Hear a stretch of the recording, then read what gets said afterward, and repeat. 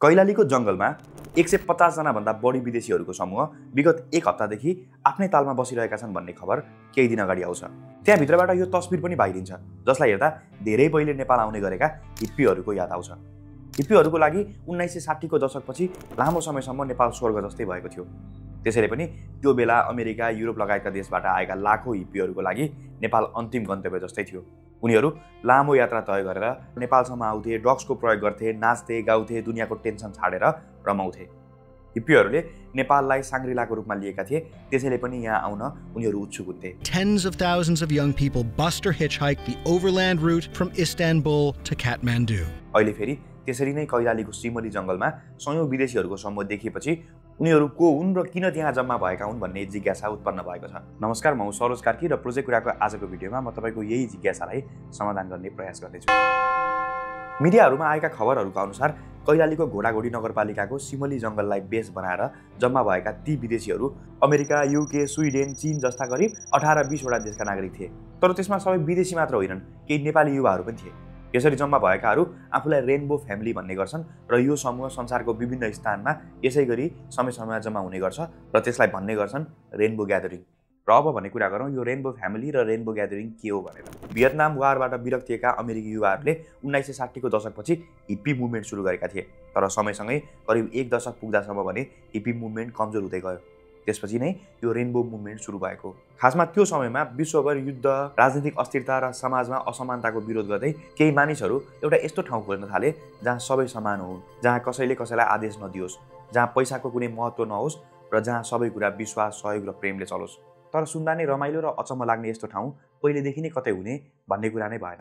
त्यसैले त्यस पछाडि केही युवाहरू मिलेर त्यस्तो ठाउँ र त्यस्तो समूहहरू आफैले बनाउन थाले र त्यस्तो समूहलाई भन्न थालियो रेनबो फ्यामिली र उनीहरू भेला हुने ठाउँलाई भनियो रेनबो ग्यादरिङ। र पहिलो रेनबो ग्यादरिङ सन् 1972 मा अमेरिकामा भएको थियो र त्यस पछाडि भने संसारभर यस्ता खालका ग्यादरिङहरू हुने गरेको छ। तर यो रेनबो फ्यामिली र रेनबो ग्यादरिङ अरू ग्रुपहरूभन्दा निकै फरक छ, किनभने यसको कुनै एउटा लिडर हुँदैन र यो सबैको लागि खुल्ला हुन्छ र कुनै मेम्बरसिप वा टिकट दिँदैन। उनीहरू शान्ति, प्रेम, सद्भाव, स्वतन्त्रता जस्ता कुराको लागि भेला भएको भनेर भन्छन्। अमेरिकामा हरेक वर्ष यस्तो भेला हुन्छ र त्यहाँ 20,000 मानिसहरू भेला हुन्छन्। र यसरी भेला हुनेमा युवाहरू मात्र होइन, बालबालिका र वृद्धहरू पनि हुन्छन्। र अहिले नेपालको कैलालीमा भएको जस्तो साना साना भेलाहरू त संसारभर नै हुने गरेको छ। जब उनीहरू भेला हुन्छन् तब उनीहरू सामूहिक रूपमा बस्छन्। त्यसको कोही एउटा अर्गनाइजर हुँदैन। उनीहरू मिलेर पकाउँछन्, नाच्छन्, गाउँछन्, मेडिटेसन गर्छन्। त्यहाँ बस्दा उनीहरू पैसाको कारोबार गर्दैनन्। एक आपसमा सामानहरू साटेर प्रयोग गर्छन्, आफूसँग भएको सामान बाँड्छन् र आफूलाई चाहिने सामानहरू अरूसँग मागेर वा साटेर लिन्छन्। सबै कुरा मिलेर गर्छन् र त्यहाँ बसुन्जेल आफ्नो मात्र होइन, समूहकै बारेमा सोच्छन्। समूहको विभिन्न कामहरूका लागि उनीहरूले भोलिन्टियर्सहरूको समूह बनाएका हुन्छन्। जस्तो क्याम्पभित्रको सुरक्षा गर्न र कुनै विवाद भए मिलाउनको लागि त्यहाँ शान्ति सेना नामको समूह हुन्छ, जसले त्यहाँ हुने विवाद र समस्याहरूलाई शान्तिपूर्वक तरिकाले कुराकानी र छलफलबाट समाधान गर्ने गर्छन्। सामूहिक भान्साको पनि व्यवस्था गर्छन्, जहाँ स्वयंसेवकहरूले सबैको लागि खाना बनाउँछन् र खाना पकाउन चाहिने सामान वा अरू सामग्रीहरू पनि सबैसँग सङ्कलन गरिन्छ। यसको लागि उनीहरूले म्याजिक ह्याटको प्रयोग गर्छन्।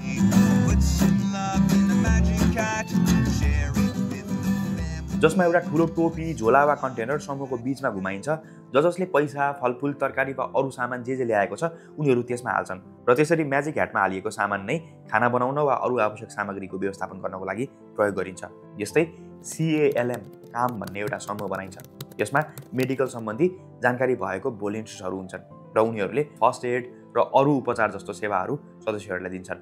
यस्तै क्लिनअप क्र्यू भनेर सरसफाइमा प्रयोग गर्ने समूह बनाइन्छ। खासमा रेनबो फ्यामिलीमा आफूहरूले 1-2 हप्ता बसेको ठाउँ आफूले छोडेर जाँदा पहिलेकै अवस्थामा रिस्टोर गरेर जाने भन्ने उनीहरूको नियम हुन्छ। यसरी उनीहरू सीमित समयका लागि कुनै नियममा नबाधिकन र स्वतन्त्र भई बाँचेको अनुभव गर्न खोज्छन्।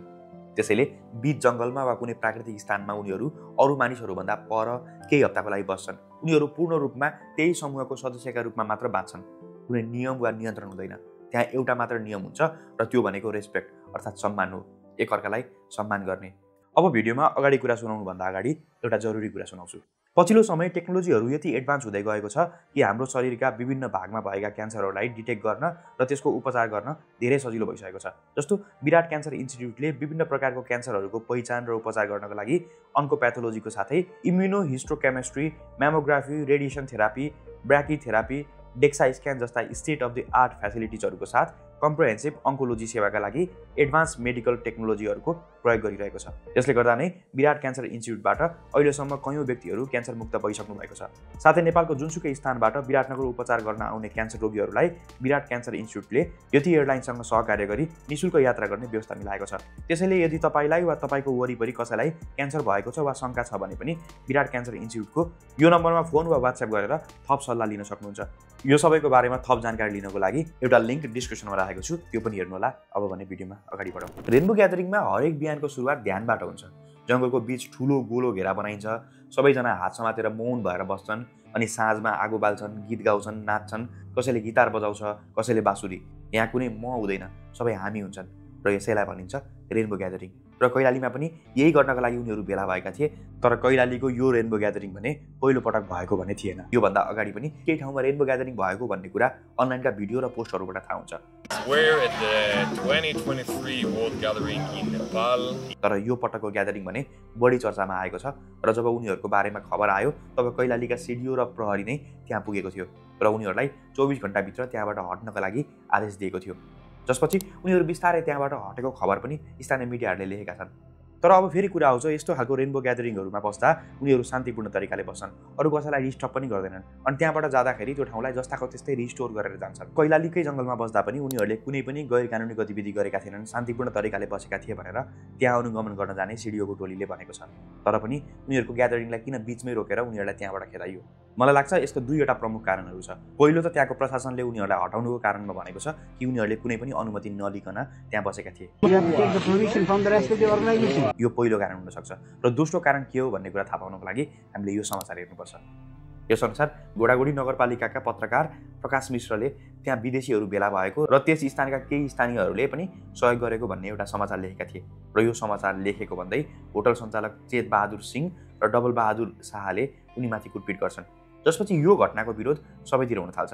मिडियाहरूमा पनि त्यहाँ सयौं विदेशीहरू जम्मा भएको भन्ने कुरा उठ्न थाल्छ। जसपछि प्रशासन पनि सक्रिय भएर एक हप्तादेखि नै कुनै अवरोध बिना चलिरहेको रेनबो ग्यादरिङलाई बन्द गराएको। त्यसो भए के यो सही भयो त? उनीहरूलाई रोकेर प्रशासनले सही गर्यो कि गरेन भन्ने प्रश्न तपाईको मनमा पनि उठेको होला। यो प्रश्नको उत्तर व्यक्ति र अवस्थाअनुसार फरक हुन सक्छ। त्यसैले तपाईको मनमा के लाग्छ भन्ने कुरा तल कमेन्टमा लेख्नु होला। तर मलाई चाहिँ के लाग्छ भने त्यति ठूलो भेला कुनै सार्वजनिक स्थानमा हुँदैछ भने प्रशासनसँग अनुमति लिनुपर्छ। अझ विदेशीहरू सहभागी भइरहेका छन् भने त्यस्तो अनुमति लिन अझ बढी जरुरी छ। र त्यहाँ सहभागी हुने मानिसहरूको रेकर्डदेखि त्यहाँ हुने गतिविधिलाई कुनै न कुनै हिसाबमा सरकारले मोनिटरिङ गर्नुपर्छ।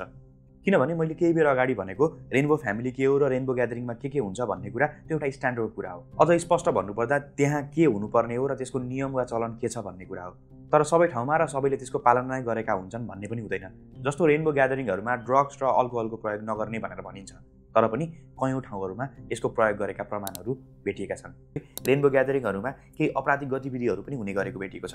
अनि अहिले नेपालको रेनबो ग्यादरिङका बारेमा खोज्दै गर्दा हामीले केही यस्ता फेसबुक पोस्टहरू पनि भेट्यौं जसमा रेनबो ग्यादरिङमा जाने भनेर हिँडेका आफन्त र साथीभाइहरू हराइरहेको भनेर विदेशीहरूले सहयोग मागेर पोस्ट गरेका छन्। हुन सक्छ यस्ता भेलामा सहभागी हुने अधिकांश मानिसहरू राम्रै होलान् वा सबै कुरा ठीक होला, तर अपराध वा समस्याहरूको सम्भावना नै छैन भनेर सरकार र प्रशासनले आँखा चिनिनु पनि सही हुँदैन। जस्तो अमेरिकामा हुने यस्तै रेनबो ग्यादरिङ अघि प्रशासनले सूचना निकालेर नै स्थानीयलाई ढोकाहरू राम्रोसँग लगाउन र सचेत हुन जानकारी गराउने गर्छ। त्यसभन्दा अगाडिका यस्ता ग्यादरिङहरूमा भएका बलात्कार, चोरी र हत्याका घटनाहरूलाई ध्यान दिँदै यस्तो सूचना निकालिएको थियो। वेस्ट वेन्डोभरको प्रहरी प्रमुखले भनेका थिए उनीहरूमध्ये अधिकांश राम्रा होलान्, तर जब ठूलो संख्यामा भिड जम्मा हुन्छ त्यसले अपराधीहरूलाई पनि आकर्षित गर्छ।